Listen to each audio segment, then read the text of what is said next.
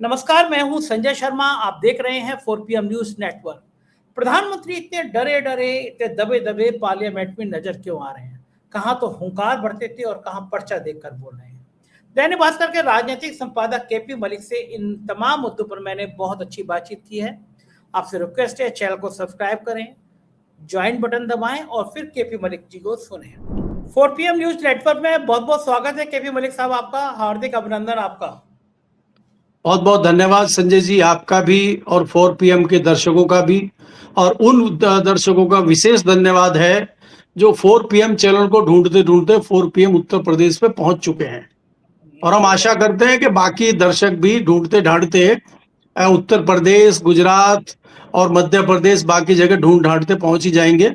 लगातार कोशिश जारी है लोगों के, कई लोग हमें ढूंढते पहुंच गए, मुझे तो फोन भी आ रहे हैं कई लोगों के। जी बिल्कुल सही बात है। नेशनल चैनल बंद कर दिया, लेकिन 4PM यूपी अभी तक चल रहा है, तो पता नहीं वो भी कब बंद करते हैं, लेकिन फिलहाल तो चल रहा है, इस पर हम लोग बात कर रहे हैं। मैं बात करूंगा मलिक साहब, शुरुआत की मुझे याद आ रहा है कि 2014 से और बहुत सालों बाद तक जब प्रधानमंत्री संसद में घुसते थे तो वाकई शेर की तरह चलते थे, यू यू यू। संसद में आवाज, नारे लगते थे, मोदी मोदी। और विपक्ष के सांसदों के चेहरे पर भी एक तनाव नजर आता था कि मतलब बहुत जबरदस्त कोई आदमी सामने आ रहा है, पंगा नहीं करना। धीरे धीरे समय बदला, नाराजगी बढ़ी। पार्लियामेंट में मोदी जी आए तो संजय सिंह समेत तमाम सांसद उनके मुंह पे बहुत अपशब्द वाले नारे लगाने लगे। वो प्रधानमंत्री जो संसद में शेर की तरह आते थे, उन्हें कहना पड़ा कि महिला सांसदों से मुझे जान का खतरा है, काट खाएंगी। और बहुत लंबे समय बाद जब वो संसद में अवतरित हुए तो जो चेहरे पे जोश था, जो यूं यूं करके भाषण देते थे, सब गायब था। कागज देख के भाषण पढ़ रहे और केवल चेयर को देख रहे हैं, इधर उधर देख ही नहीं रहे प्रधानमंत्री। कभी कभी ये मनोविज्ञान में बॉडी लैंग्वेज का बड़ा महत्व है। आपके शारीरिक स्थितियां क्या कहती हैं, इसका बड़ा महत्व है। मलिक साहब, आपको मेरे ख्याल से 20-30 साल तो हो गए पार्लियामेंट कवर करते हुए, पार्लियामेंट में जाते हुए, और देश का शायद ही कोई बड़ा नेता ऐसा है, मंत्री जो आपको जानता ना हो, क्योंकि आपके बड़े अच्छे रिश्ते रहे हैं। पार्लियामेंट में आपने शुरू से 2014 से मोदी जी की पर्सनालिटी देखी है। ये जो इस समय बॉडी लैंग्वेज है मोदी जी की, इसका मतलब क्या है, इसका इशारा क्या कहता है, जरा समझाइए। देखिए संजय जी, अगर आप पार्लियामेंट की बात करते हैं तो मुझे लगभग 3 दशक 30 साल हो गए हैं पार्लियामेंट को देखते हुए, कवर करते हुए। और मैं अगर अच्छे तरीके से या बहुत डीपली अगर कहूं तो मैंने वाजपेयी जी की गवर्नमेंट को बहुत बारीकी से अध्ययन भी किया है, कवर भी किया और सारी चीजें देखी भी हैं। और बड़ा मजा आता था बहस में, जब सुषमा स्वराज की बहस होती थी और सुषमा स्वराज खड़ी होकर बोलती थी जब कांग्रेस की सरकार 2004 के बाद बनी, बड़ी अच्छी नोकझोंक होती थी। लालू यादव का अलग ही एक जलवा रहता था, हमने वो दौर भी देखा है। और कारगिल की अगर हम बात करें, जिस प्रकार से आज युद्ध चल रहा है, जब ऑल पार्टी मीटिंग होती थी तो वाजपेयी जी भी उसमें रहते थे मीटिंग में। और आज संजय जी मैं बताऊं, शाम को ऑल पार्टी मीटिंग बुलाई गई है, उसमें प्रधानमंत्री जी नदारद थे और उस मीटिंग की अध्यक्षता राजनाथ जी ने की है। एक तो ये समझ लीजिए कि कितना डर उनको लोगों का सामना करने में लग रहा है। हालांकि जो पीछे जब ऑपरेशन सिंदूर हुआ था उसमें भी ऑल पार्टी मीटिंग हुई थी, उसमें भी प्रधानमंत्री नहीं आए थे। आप बॉडी लैंग्वेज की बात कर रहे हैं, मैंने आपको एक बार आपके चैनल पे बताया भी था कि कई सारे ऐसे नेता थे जिनकी बॉडी लैंग्वेज देख के हम पहचान लेते थे कि ये क्या बोलेंगे, क्या नहीं बोलेंगे, और क्या मीडिया को बाइट देंगे कि नहीं देंगे। मैं कई बार आपको बता चुका हूं। और इसमें खास तौर पे मैं वाजपेयी जी गवर्नमेंट में इसलिए बता रहा हूं कि ज्यादातर सरकार की तरफ से या कोई बड़े डिसीजन की बाइट अडवाणी जी देते थे। और मैंने आपको ये कहा था, कभी भी कैबिनेट की मीटिंग होती थी, ऑल पार्टी मीटिंग होती थी, अगर अडवाणी जी का नंबर आता था बोलने का और हमें लगता था जैसे मीडिया बाहर खड़ा रहता अडवाणी जी आएंगे, अगर अडवाणी जी ऐसे करके आ रहे हैं तो इसका मतलब ये कुछ नहीं बोलेंगे, और अगर वो ऐसे करते हुए आ रहे हैं तो मतलब आज कुछ बोलेंगे, वो अच्छी बाइट हमें देंगे। ये बॉडी लैंग्वेज हम इतनी उनसे समझ गए थे। दूसरा, उनका चलने का ढंग, बात करने का ढंग, ये तमाम दूसरे जो लोग हैं उन पे भी ये चीजें होती हैं। एक एक का बहुत सारे लोग थे ऐसे, कांग्रेस के भी कई नेता थे, प्रमोद महाजन थे, विजय गोयल भी बोलते थे, वेंकैया नायडू भारतीय जनता पार्टी के स्पोक्स पर्सन थे, सुषमा स्वराज थी, हम लोग सबको लगभग समझते थे। अब आप मोदी जी की बात अगर करते हैं, 2014 से लेके 2024 तक जो रुतबा मोदी जी का था, जिस तरह से वो दाढ़ने का काम करते थे, और उनकी अगर एक स्पीच आप पार्लियामेंट से निकाल कर देखें, जब उन्होंने नरेगा के लिए बोला था कि तुम्हारे गड्ढों को भरने का काम मैं कर रहा हूं, और जिस दबंगई से वो बोलते थे, लगता था जैसे शेर दाढ़ रहा है और विपक्ष दुम दबाए बैठा रहता था। वो तस्वीर पलटी हुई दिखाई दी है हमें इस सदन में। 3 हफ्तों के बाद आप अवतरित हुए हैं, आप पार्लियामेंट में दिखे हैं, और दिख के आपने एक जैसा भाषण पढ़ दिया है लोकसभा में और राज्यसभा में। मुझे याद नहीं आता कि कभी मोदी जी ने इस तरह से पर्चे पे पढ़ के मायावती जी की तरह पूरी स्पीच पढ़ी हो। पॉइंट जरूर वो बना के लाते हैं जब वो हाउस में जाए या लाल किले से बोलें। टेलीप्रोम्प्टर भी रहता है, और पार्लियामेंट में तो टेलीप्रोम्प्टर नहीं होता, लेकिन वो अपने नोट बना के लाते थे। लेकिन इस बार तो हमने देखा कि वो पढ़ रहे थे, और पढ़ते हुए उनकी नजर झुकी हुई थी, और बीच बीच में वो स्पीकर को संबोधित करते हुए बात कर रहे थे। विपक्ष की तरफ वो देख ही नहीं रहे थे, कोई हुटिंग ना कर दे। प्रधानमंत्री की इस तरह की बॉडी लैंग्वेज, प्रधानमंत्री का मुरझाया हुआ चेहरा, प्रधानमंत्री का चिंतित चेहरा मैंने पिछले 14 साल में कभी संजय जी ऐसे नहीं देखा है, जिस तरह का चेहरा हम इस बार पार्लियामेंट में देख रहे हैं। इसका कारण भी है संजय जी, कि जिस प्रकार से देश में परिस्थितियां चल रही हैं, जिस प्रकार से ईरान युद्ध हो, स्टीम फाइल हो, देश के अंदर तमाम चीजें हो, राहुल गांधी के हमले हो, उनसे कहीं ना कहीं प्रधानमंत्री मोदी घबराए हुए हैं, और भारतीय जनता पार्टी भी घबराई हुई है। जवाब देते हुए नहीं बन रहा है, तो दबाव बहुत ज्यादा है। और ऐसे दबाव में प्रधानमंत्री जी ऐसा लगता है जैसे कि वो डिप्रेशन में चले गए। दूसरी बात ये, अगर आप यहां देखेंगे, लगातार लोग सवाल उठा रहे हैं, सवाल पूछे भी हैं लोगों ने, कि भाई आज हास्यास्पद स्थिति हो गई है। मैंने संजय जी पिछले प्रोग्राम में आपको कहा था कि बहुत अच्छा अवसर भारत ने गंवा दिया। भारत यहाँ विश्व गुरु बनने का एक मौका भारत को मिला था, एक अवसर मिला था, जब वो मध्यस्थता कर सकता था इजराइल, अमेरिका और ईरान के बीच। तीनों देश समझौता चाहते थे, और ईरान तो समझौता चाहता था।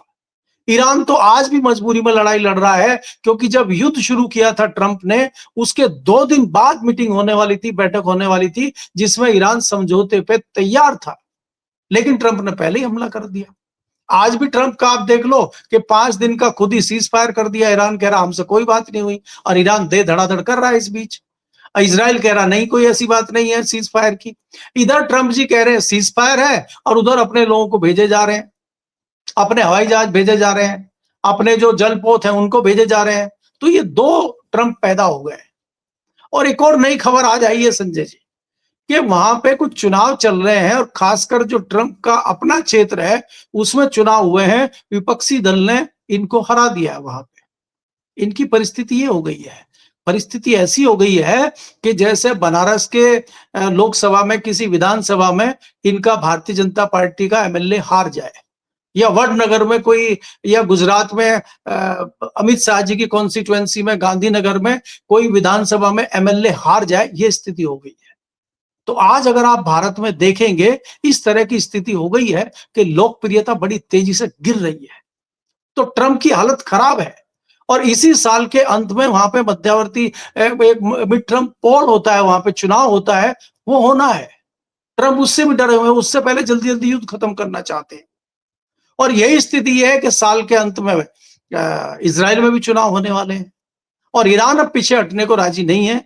ईरान ने यह कह दिया है, धमकी दे दी है अमेरिका को, कि अगर आप अपने सैनिक उतारते हैं, जैसे कि वो छतरी वालों को उतारने की कोशिश कर रहे हैं, और वो जहां इनके सबसे ज्यादा तेल के कुएं हैं उसको घेर के बार्गेनिंग करना चाहते हैं, हॉर्मुज जो जलमार्ग है उस पर समझौता करना चाहते हैं, या उसको ब्लैकमेल करना चाहते हैं, या उसको धमकाना चाहते हैं, तो उसने कह दिया अगर एक भी सैनिक आएगा यहां से जिंदा नहीं जाएगा। तो ईरान तो आगे बढ़ चुका है। ईरान का पीछे हटना इतना आसान मुझे नहीं लग रहा है।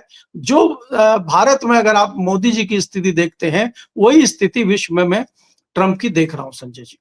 जी बिल्कुल ठीक कह रहे हैं। स्थिति हालात ये बन रहे हैं। इधर जो राहुल गांधी है वो एक के बाद एक हमला कर रहे हैं। वो कह रहे हैं कि नरेंद्र सरेंडर, कांग्रेस ने ये जो नरेंद्र सरेंडर का अभियान चलाया है, बाकी विपक्ष दल चाहे केजरीवाल की पार्टी हो या समाजवादी पार्टी हो, लगातार हमलावर है कि ये नीति जो है ये कि भारत को बहुत पीछे ले जा रही है।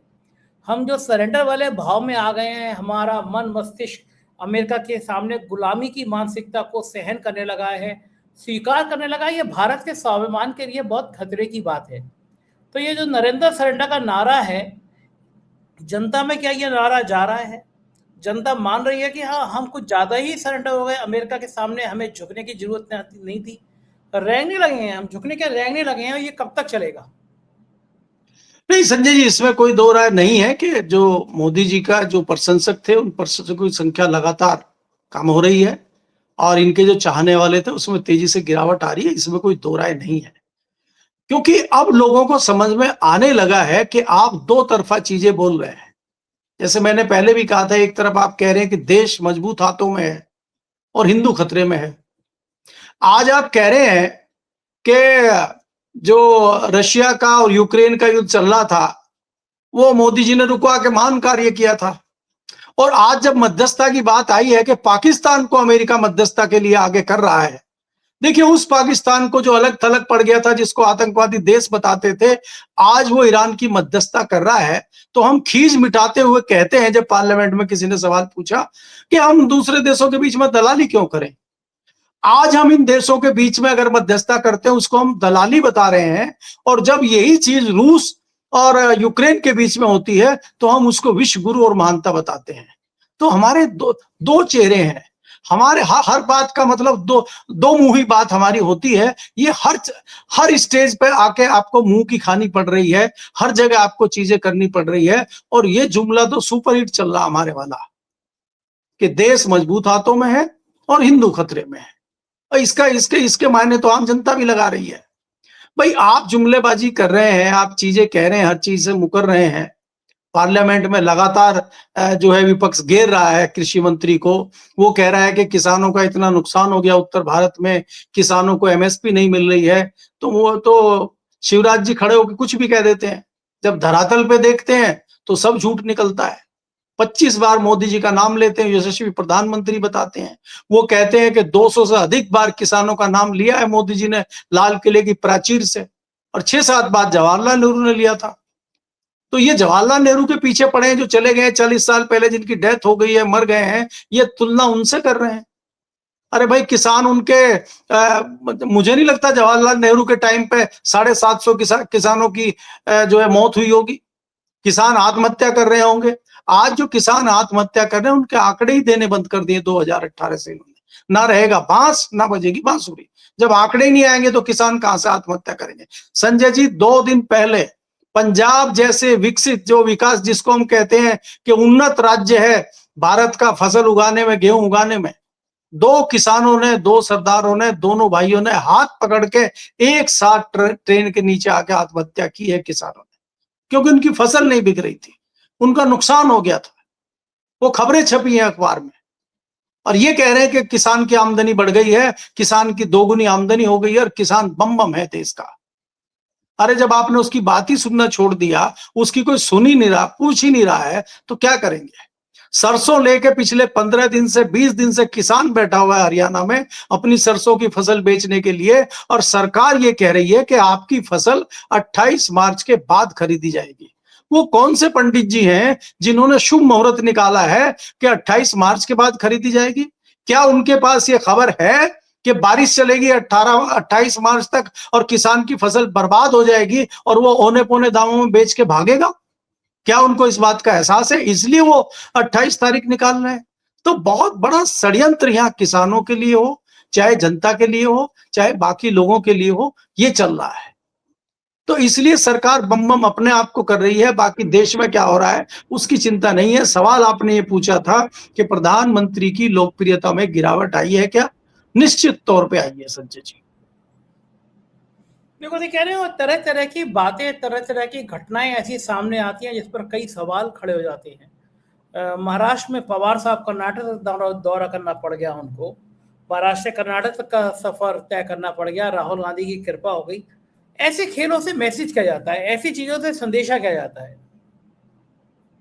देखिए संजय जी, सबसे पहले तो मैं आपको एक खबर ये दे दूं कि जो रोहित पवार हैं, उनके भतीजे हैं, अजीत अजीत दादा पवार। पवार, जिनका अ, एक मौत हो गई थी उनकी एक जहाज की दुर्घटना में। वो लगातार डे वन से सबूत दे रहे हैं और उनका सीधा सीधा कहना है कि उनकी हत्या की गई है, और वो लगातार इसके सबूत दे रहे हैं, आवाज उठा रहे हैं। उन्होंने कोशिश की है बारामती में, महाराष्ट्र में, मुंबई में कहीं भी एफआईआर करने की, उनकी एफआईआर नहीं हुई। तो उन्होंने जाके कर्नाटक में 0 एफआईआर कर दी है। अब वो 0 एफआईआर हो गई है और कर्नाटक पुलिस अब महाराष्ट्र पुलिस को वो एफआईआर भेजेगी और मजबूरन महाराष्ट्र पुलिस को उसकी जांच करनी होगी। तो जांच में अगर कुछ तथ्य आ गए तो फिर क्या होगा, और जांच अगर नहीं की तो लोग पूछेंगे भैया जांच क्यों नहीं कर रहे हो। तो ये फंसा के खड़ा कर दिया इनको उन्होंने। और इसमें क्या हो रहा है कि इस तरह की चीजें लगातार अलग अलग प्रदेशों में आपको दिखाई दे रही है। तो इसलिए राहुल गांधी ने ऐसा घेर दिया है मोदी जी को और अमित शाह को कि इनको निकलते नहीं बन रहा है। और आप एक चीज और देखेंगे संजय जी, पिछले कुछ दिनों से अब जो दुगदुगी और जो बीन बज रही थी, वो अलग अलग बज रही है मोदी जी की और अमित शाह की। सुर अलग अलग हो गए, एक सुर नहीं निकल रहा है। तो वो भी जो है चर्चा का विषय दिल्ली में बना हुआ है कि सुर बदले हुए क्यों हैं, सुर एक साथ क्यों नहीं आ रहे हैं। कहाँ है चाणक्य जी, कुछ ढीले पड़े हुए नजर आ रहे हैं। चाणक्य जी उस फॉर्म में नहीं है जिसमें हुआ करते थे। अभी तक तो हमने कहा कि मोदी जी उस फॉर्म में नहीं है, लेकिन चाणक्य भी उस फॉर्म में नहीं है। तो क्या माजरा है ये भी दर्शकों को सोचना चाहिए।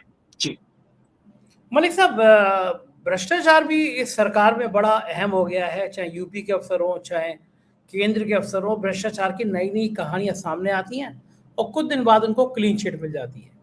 यूपी में भी ऐसे ऐसे इन्वेस्टमेंट हो गए हैं, बड़ी मजाक उड़ी है। एक ऐसी कंपनी को दे दिया गया जिसका खुद टर्नओवर 50 लाख का है, वो 25,000 करोड़ के एएमयू। ये जो फर्जी कहानियां हैं इन्वेस्टमेंट के नाम पर, ये कहानियां आखिर जनता को जब पता चलती है तो जनता गरियाती नहीं है, जनता सोचती नहीं है कितना मूर्ख बना रही है हमारी नेता लोग। संजय जी, ये चीजें जनता तक थोड़ी बहुत पहुंचती हैं और जनता कुछ करती नहीं है। जो बीच में कोई सवाल पूछने वाले लोग हैं, चाहे वो पत्रकार हों चाहे वो एक्टिविस्ट हों, उनको उनका सबका इलाज भारतीय जनता पार्टी जानती है। बहुत लोगों का इलाज हुआ है, बहुत लोग जेल में हैं, बहुत लोग जेल में मर चुके हैं, किसी कुछ की बेल भी हो गई है। आप जैसे लोग हैं जिनका चैनल ही बंद कर दिया गया। जब आपकी आवाज ही बंद हो जाएगी तो भ्रष्टाचार आप उठाएंगे कहाँ पे। जब हम जैसे आप जैसे लोगों की आवाज बंद करने की कोशिश हो रही है तो आम जनता क्या करेगी। बात ये, हैरानी की बात ये है कि जिस अफसर का नाम आया है नीरज गुप्ता, डॉक्टर नीरज गुप्ता है, वो पशुधन डिपार्टमेंट में थे। वहां पर उनके घोटाले के आरोप लगाते उनको हटाया गया और उत्तर प्रदेश की पुलिस उनको ढूंढ रही है और वो हाईकोर्ट पहुंच गए हैं। हाईकोर्ट ने कहा कि भाई इनसे पूछताछ करिए, अभी गिरफ्तार मत करिए। अगर ये कुछ नहीं बताते फिर गिरफ्तार करिए, हमारे पास आइए। पुलिस फिर पहुंच गई कि नहीं साहब बता नहीं रहे, इनको हम अरेस्ट कर रहे हैं। और पता चला एकाएक उनकी नियुक्ति हो गई। उत्तर प्रदेश में निवेश लाने की जिम्मेदारी दे दी गई उनको, और निवेश लाने का ठेका उनके पास है। और उन्होंने तत्काल 25,000 करोड़ का एमओयू एक ऐसी कंपनी के साथ करा दिया जिसकी वैल्यू 50 लाख भी नहीं है। हैरानी की बात आप देखिए, वो अफसर कहाँ है। बाकी अफसर उत्तर प्रदेश में शायद बचे नहीं है। छोटा राज्य है, मणिपुर वगैरह से बुला लो भाई, है, या मिजोरम से बुला लो अगर उत्तर प्रदेश में आदमी नहीं है। तो ये मजाक चल रहा है।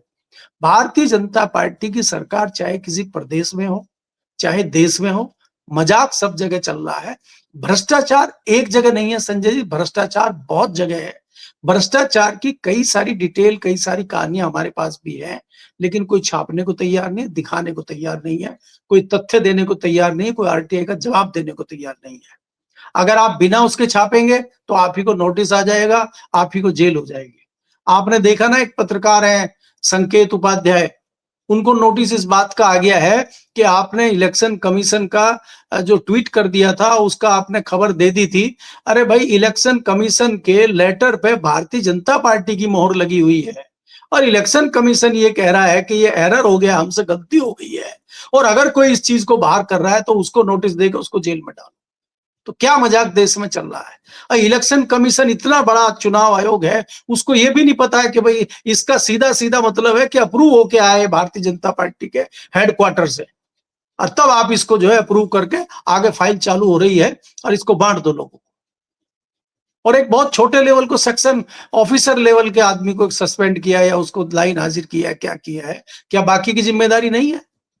तो ये देश में इस तरह की चीजें चल रही हैं। चुनाव आयोग जैसी संस्था से लोगों का विश्वास उठ गया संजय जी। चुनाव आयोग ऐसे होता है कि दो टीमों की जो है कबड्डी का मैच हो रहा है या क्रिकेट का मैच हो रहा है और चुनाव आयोग एक रेफरी का काम करता है। अगर रेफरी या एम्पायर से ही हमारा भरोसा उठ जाएगा तो उस मैच का क्या हाल होगा आप समझ सकते हैं जी। बिल्कुल ठीक कह रहे हैं कि अगर अगर चुनाव आयोग ऐसा होगा तो उसकी भूमिका क्या होगी। आपको क्या लगता है यूपी में जो घमासान हो रहा है, शंकराचार्य को जमानत दे दी है हाई कोर्ट ने कि जब तक चार्जशीट दाखिल नहीं हो जाए तब तक शंकराचार्य जी को गिरफ्तार नहीं होगा, जातियों के ये विद्रोह के शोर उठ रहे हैं, क्या ये भारतीय जनता पार्टी को समय कम बचा है? क्या ये भारतीय जनता पार्टी को भविष्य में नुकसान पहुंचा सकते हैं? देखिए संजय जी, जहां तक मेरी जानकारी है, जो सूत्रों से बात हो रही है, जो हमारे बाकी जानकार पत्रकारों से बात हो रही है, उनका कहना यह है कि ब्राह्मण समाज बहुत बुरे तरीके से नाराज है भारतीय जनता पार्टी से और भारतीय जनता पार्टी इस मामले पे फंस गई है और वो बचती हुई नजर आ रही है। और वो ये भी जानती है कि ब्राह्मण समाज लगभग 6 से 7% है उत्तर प्रदेश में, लेकिन अगर वो ब्राह्मण समाज को खुश करती है तो फिर जो पिछड़ा और दलित समाज है वो नाराज हो जाएगा, जो 20 से 25% है। तो भारतीय जनता पार्टी ऊहापोह की स्थिति में है, इसलिए वो यूजीसी के मामले पे ये हो सकता है कि डिसीजन ले ले कि ब्राह्मणों को नाराज रहने दो, पिछड़ों को मनाओ, और इस चक्कर में ना पिछड़े माने और ब्राह्मण नाराज रहे और यहाँ खेला उल्टा हो जाए। ये भी इस तरह की चीजें भी उत्तर प्रदेश में आप देख सकते हैं आने वाले समय में। दूसरी बात यह है कि जिस प्रकार से दिल्ली और लखनऊ की लड़ाई है वो अब किसी से छुपी नहीं है, वहां लगातार तलवारें चल रही हैं अभी तक, उसमें भी कोई पीछे हटने वाली बात नहीं है। आप देख रहे हैं लगातार, अभी कुछ दिन पहले जो है डिप्टी सीएम आपके पाठक जी जो आपके दोस्त हैं उनके घर पे मीटिंग हुई थी, उसमें योगी जी नहीं आए। तो अगर डिप्टी सीएम पाठक जी के घर पे मीटिंग हो रही है और वहां पे जो आरएसएस के जो मंत्री हैं, संगठन मंत्री हैं, वो आते हैं, प्रदेश के अध्यक्ष आते हैं और दूसरे जो अपने के मौर्य जी हैं वो आते हैं, केपी मौर्य साहब, इन लोग मीटिंग करते हैं और योगी जी नहीं आते, तो इसका मतलब आप समझ लीजिए कि कौन सी ताकत वहां काम कर रही है। और जब वो ताकत काम करेगी तो कहीं ना कहीं टकराहट होगी, और जब वो टकराहट होगी तो उसका नतीजा क्या आएगा। और इसी बीच में अखिलेश जी मौज ले रहे हैं। अखिलेश जी कोई बहुत बड़ा काम सड़कों पे उतर के या कोई बहुत बड़ा उस तरह का काम नहीं कर रहे हैं, वो एंजॉय कर रहे हैं अभी धीरे धीरे। नहीं तो चुनावी समर शुरू होने वाला है उत्तर प्रदेश में, तमाम पार्टियां तैयारी कर रही हैं, चंद्रशेखर जैसे और ओवैसी जैसे लोग तैयार हो गए हैं। ओवैसी जी ने टाई अप कर लिया है वेस्ट बंगाल में जाके, अब वो उत्तर प्रदेश पहुंचने वाले हैं, वो तैयारी कर रहे हैं। लेकिन समाजवादी पार्टी कहीं ना कहीं बहुत भयंकर तरीके से आश्वस्त है और वो ये मान के चल रही है कि भारतीय जनता पार्टी में आपस में ही इतना मामला है कि हमें कुछ ज्यादा करने की जरूरत नहीं है। इसका एक बहुत बड़ा कारण संजय जी मैं ये भी मानता हूं कि कहीं ना कहीं जनता भी भारतीय जनता पार्टी से हताश और निराश हो चुकी है। अब ये चुनाव जनता लड़ेगी, ये कोई पार्टी नहीं लड़ेगी। अब जनता भाजपा को हराने के लिए जहां भी उसको मौका मिलेगा वहां जाएगी। जरूरी नहीं है कि वो समाजवादी पार्टी को ही वोट देगी, जो भी अच्छा ऑप्शन उनको सामने नजर आएगा भारतीय जनता पार्टी को हराने के लिए जनता उसको वोट देगी। मुझे लगता है इस तरह की सिचुएशन उत्तर प्रदेश में बन चुकी है जी। ठीक है ना मलिक साहब, स्थितियां बहुत लगातार बिगड़ती जा रही हैं, हमारी निगाह बनी रहेगी। बहुत बहुत शुक्रिया, आपने मुझे इतना समय दिया, थैंक यू सर। ये थे केपी मलिक जी, आपने पूरी बातचीत सुनी। मैं आपसे एक सहयोग की और उम्मीद कर रहा हूँ। लखनऊ में पहली बार 4 PM एक इवेंट कराने जा रहा है स्वानंद किरकिरे जी का। छोटी सी क्लिप देखिए, फिर मैं आपसे एक संवाद करूंगा।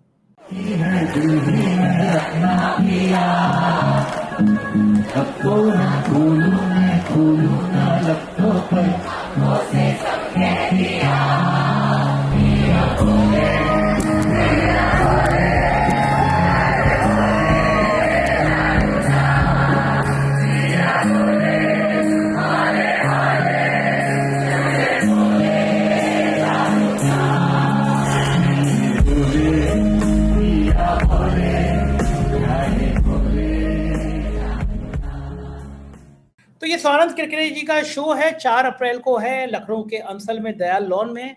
बुक माई शो पर टिकट है। मेरी पहली बार इवेंट करा रहा हूं तो आपके सहयोग की जरूरत है मुझे। अपने दोस्तों से ये कहिए कि टिकट आज ही बुक कराएं, और चैनल पे ये बातचीत कैसी लगी जरूर बताएं। शुक्रिया, थैंक यू।